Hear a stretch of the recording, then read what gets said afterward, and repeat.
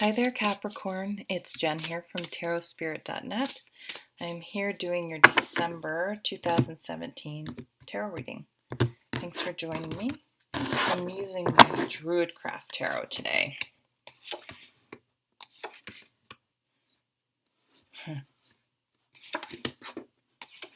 Cards are very spinny on this table.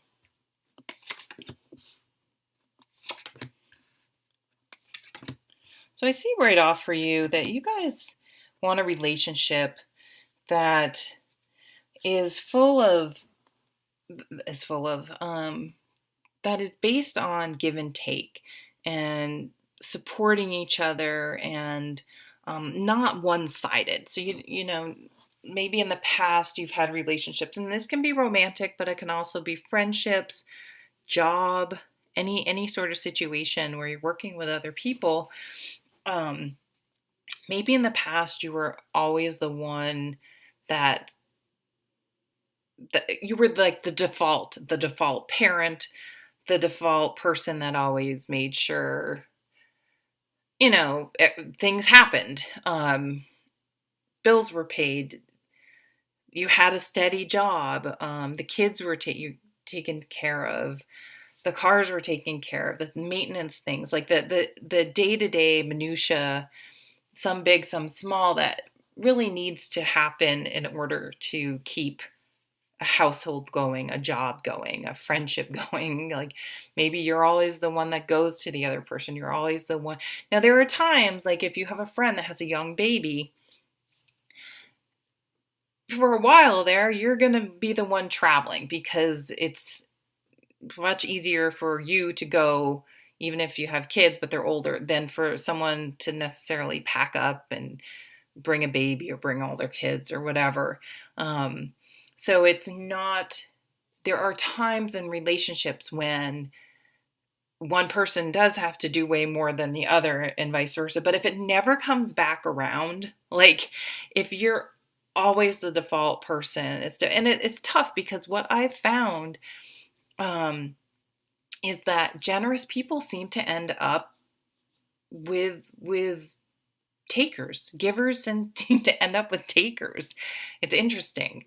I've seen it with certain people who've had more than one marriage, and they end up with the same type of person. And it's like, wow, how can they end up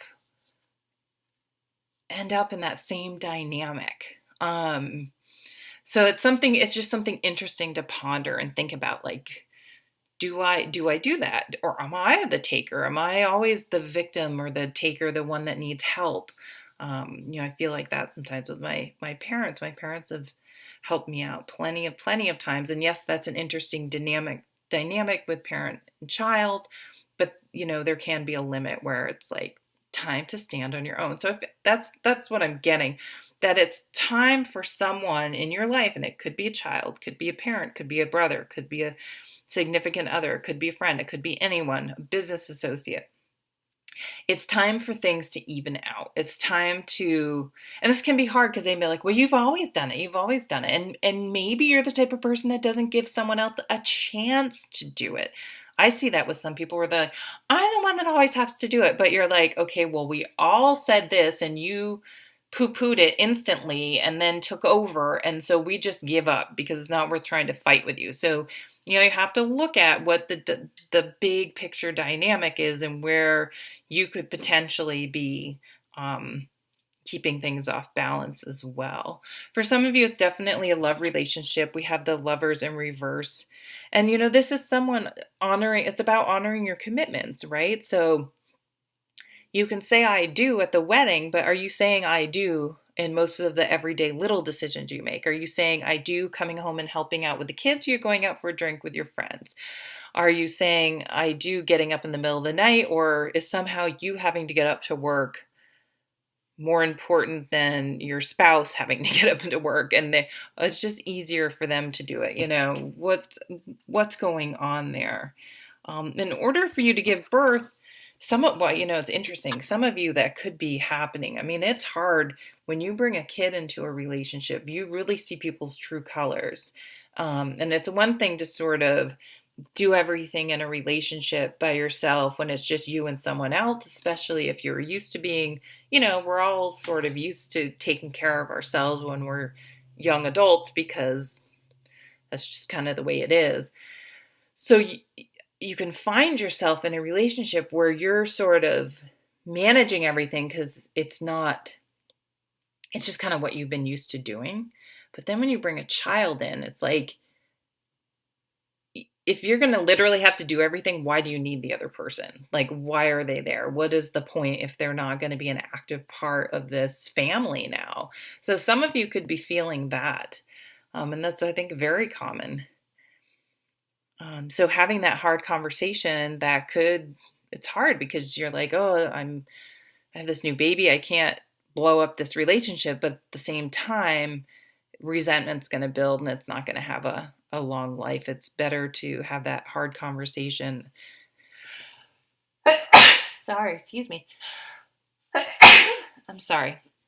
Sooner than later. So this is like, what do you want to give birth to? This is about nurturing things, about bringing things to fruition, but it's done through nurturing and encouragement, as opposed to forcing something.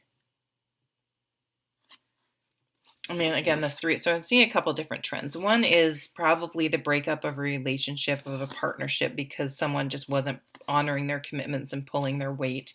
When really came down to it, they were sort of all talk, no action. Someone just fell out of love, and someone's just sort of bored. And we have this other card of balance. So how are you going to bring things into balance? The Strength card is about making yourself vulnerable, having those hard conversations, putting yourself out there. Like, we need to figure out the balance of power here. We need to have this talk. We need to look at what needs to be done. And again, this could be in a workplace, in a friendship.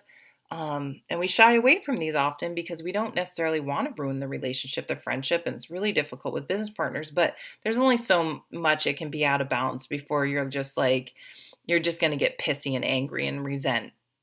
So it's better to try to have a mature conversation up front. Like, so this is what I'm feeling. What are you feeling? Like, this is what I try to keep it to I statements. Like, this is what I'm seeing. This was what you look them up. I feel, I need, I think, I can't remember what they all are. You have to really practice them. They're hard. To try to, and put yourself out there, put that relationship out there, to hopefully make it stronger. And, if you have a partner that's just like, flip, just basically says, screw you, you're wrong, you kind of have your answer about if there's the possibility to make it better. But if you're able to have this conversation, and even if it doesn't go well instantly, the person processes and comes back and it's like, you know what, you're right, and I can see this.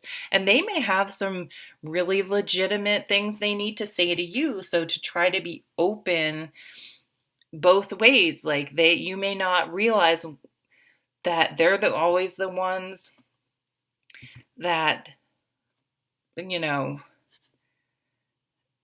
thinking of like a more traditional, I love doing outside work, so I'd rather mow the lawn than clean inside. But if you think about, just for example's sake, maybe the wife likes to cook, does the cooking, does more of the cleaning, and it's sometimes hard to forget that the guy maybe brings the laundry out. This is brings the laundry out, the garbage out. This is how my parents' relationships work. Does all the stuff outside, mows the lawn. Whatever, does all those things. And when you start thinking about it, you're like, gosh, there are a lot of things I'm not thinking, but I get so focused on what I'm doing, I forget to see what they're doing that maybe I'm not seeing. So I think it's just time to have a healthy conversation and get things out in the open, and it will then bring things into balance. Or maybe you've always done the cooking. You're like, I freaking hate cooking. I hate it. I'd rather, and maybe you can always renegotiate. Just because you decided this is how will things be. Maybe it's just not working for you anymore, or it's obviously just not working in the relationship, and that's why there are some issues. the bottom of the deck, we have these two knights. We have these knights of passion and emotions. And so I see examining these things, having these conversations, bringing in more passion and emotional happiness that's going to change, or going to um, for those relationships where both people, or both, everyone in the situation is truly interested in improving the relationship. um, it will make things stronger, better, more passionate, more emotional support. It'll improve things and make them better. Okay, I think I'll stop it there. So thank you, Capricorn, for watching. I hope you have a lovely holiday and New Year. Take care.